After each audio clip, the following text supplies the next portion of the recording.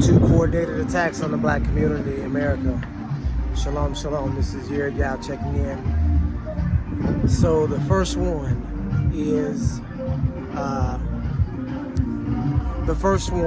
and I have to talk about this one first because this is an interesting one, right? The first one is Jeezy and Jennie, right? And so this, and you ask yourself, how does this become an attack on the black community? And how do you know that this is a staged event? You have to understand, you have to recognize that, you know, we're here in West Africa and, you know, we're living life a little bit different here. You know, evil still exists here just like everywhere else, but the style of evil that comes from America and the influence that it has over you is what we're talking about here. So I got to get into it. I hope I don't have any chicken on my face because I've been out here getting some street meat. So I don't have long to really get into this. But so two coordinated attacks on the black community. First one, Jeezy and Jennie. How do you know that it's a coordinated attack? First of all, Jeezy just put out a book, right? And it's like a #1 bestseller on the New York Times. So are you planning your divorce around your book launch? And if you are, why? That means it's coordinated. That means this is planned and it's to get publicity and to draw attention. And so the #1 book is one thing and the divorce is the next, right? And so there are a lot of themes that come along with this particular attack. And you have to recognize it as a psychological attack. And the way psychological attacks work is that you have to use real life, real people, real events. That's why you have reality television and things that merge in and out of what's real, what's fake. You know, people getting real jail time, like, for instance, the Tory Lanez situation. That was another attack. And we can talk about that at another time. But in this attack, the themes that are involved are like masculinity, femininity, what is the definition of marriage, like who is the leader in the relationship, are these roles defined equally, is there one dominant role, is there one submissive role, and then the black man is pitted again against not just the black woman here, but also all women, because, you know, he was the one that initiated the divorce.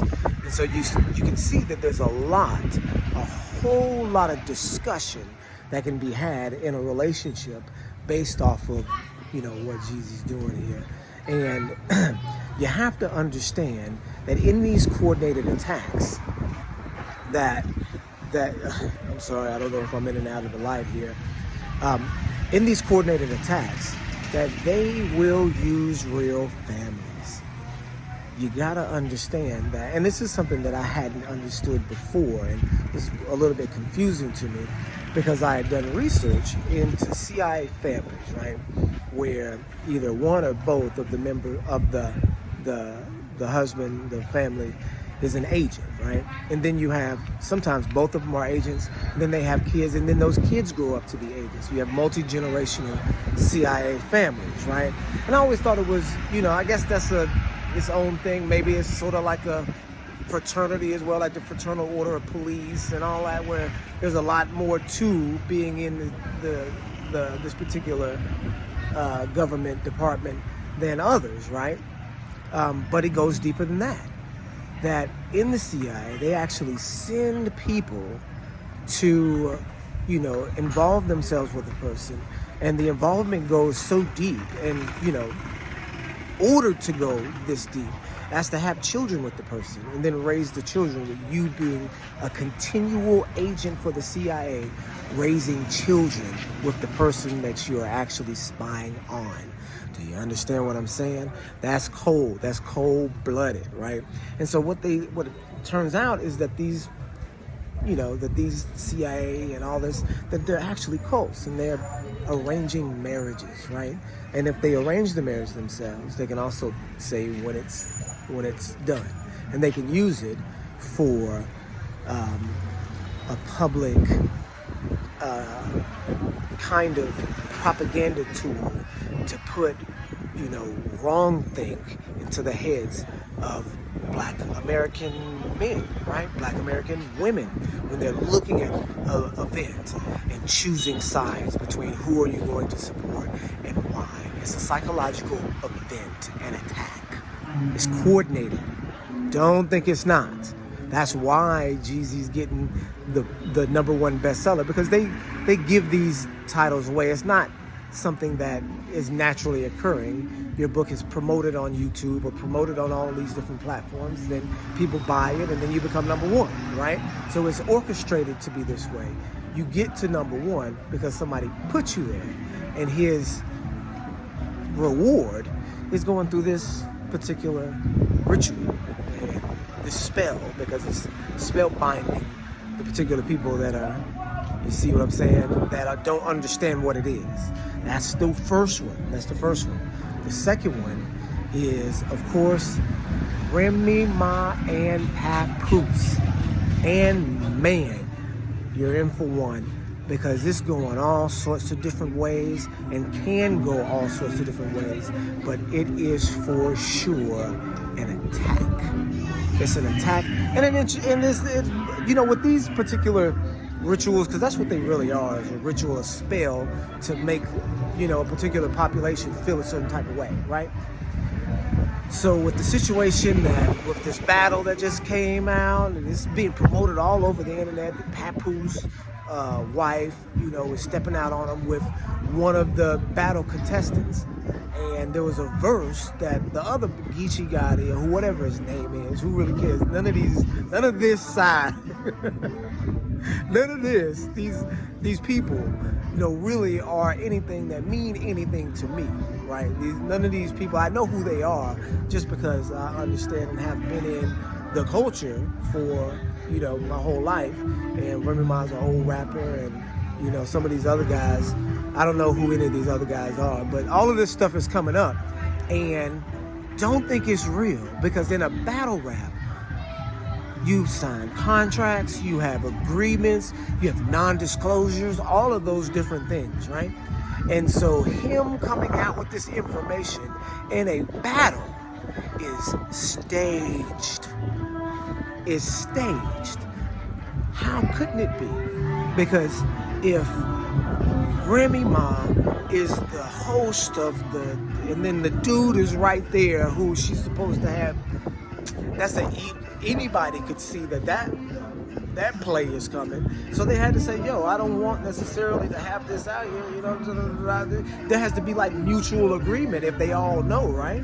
If they all already know, how are you gonna sit up there and let that information come out and not sue or do any, you know, not play it in the way that a person who is actually guilty would play it?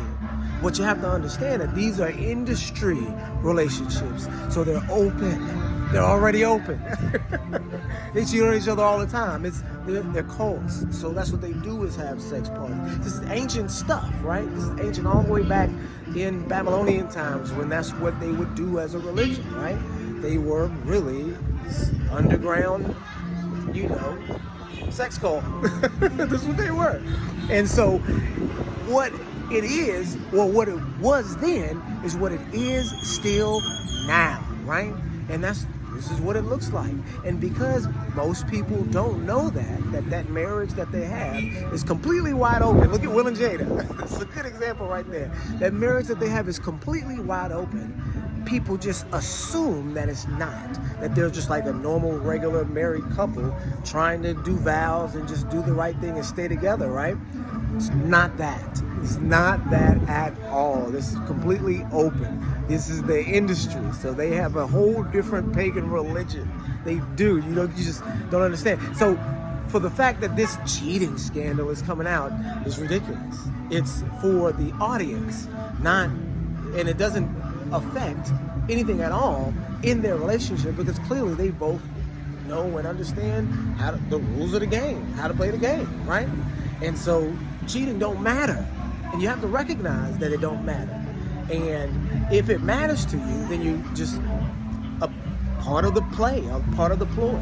Because the next thing they're going to do is introduce this guy that's this new up-and-coming rapper, and then make all this money on the back end, and then you get free publicity, and people tuning in and want to see what the battle is, and want to, you see, it's a play. It's a play. And people are taking it and applying it to their relationships.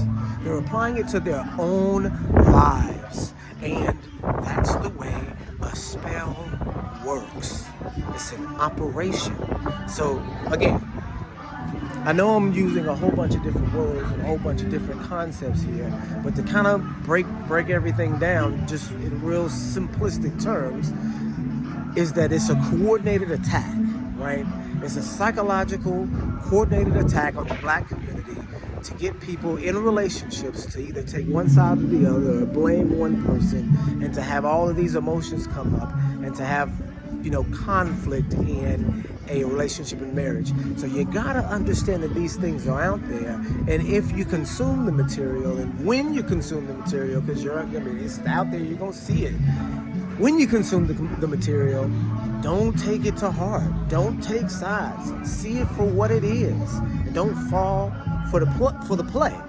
And so here's the other side of it. It's of course a psychological operation, but what they would call it in the old school is a spell. Because if you put something together that makes or causes you to feel and behave a certain way, that what other term can you have it? It's a spell. That's the way that spells work. It doesn't have to be a mystical, spooky, I cast a argumentation spell on you, or a dysfunction spell on you. You just make it happen and put it into the atmosphere, and then people follow it, right? But that's what it is. It's spell casting on the black community. Also, coordinated attack, coordinated psychological attack. Okay, I hope that made sense. I hope it wasn't just rambling, because it does make sense, and you do got to be ready for it. Okay, you guys. Shalom, shalom.